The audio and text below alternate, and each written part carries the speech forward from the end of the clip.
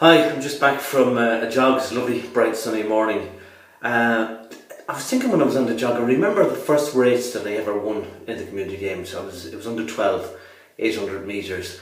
Now, I was always interested in running. When I was about 7, I remember I stood on the garden rake, got two prongs of it right up through my foot, and I couldn't walk for, I think it was 6 weeks.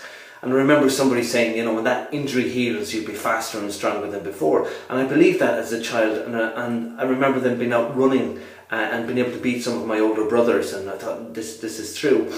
And when I got into the community games, my nemesis and my best friend at the time, Eric, he was a great sprinter, and he'd always win races when he was sprinting 100 metres, 200 metres. And I knew instinctively that if I got a race long enough, far enough, that I'd be able to beat him. And I had to wait until it was under 12, 800 metres before that happened. I remember queuing up on the starting line, and I didn't even have proper gear to wear. It was in my bare feet. I had a pair of brown shorts that my mother got in a clothes parcel from England, and I had a kind of a red stringy vest. I'm wearing a red vest today, it's a little bit better.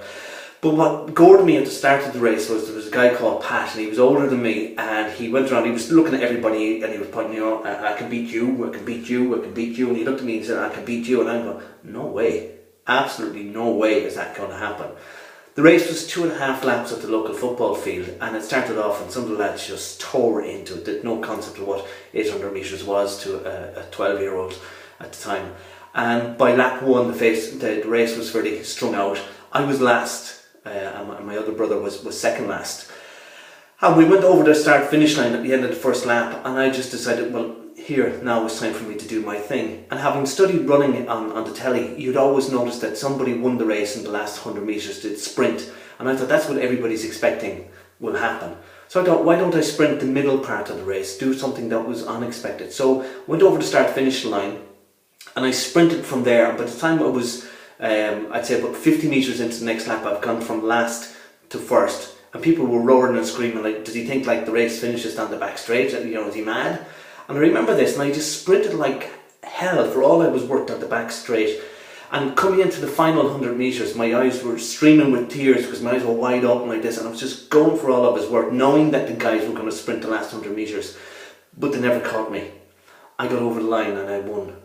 And that race, you know, not only did I win that, I remember my nemesis mother, Eric, coming up, she came up and congratulated me, and she said, well done, you've now qualified for the county finals. And that was a bonus, it was something I hadn't even anticipated. I think that was one of the first times I began to really believe in myself. And you know, it goes beyond belief, it's a kind of a knowing, a knowingness that, yeah, I'm good enough, I can make this happen. I'm Paul Gill, talk to you soon.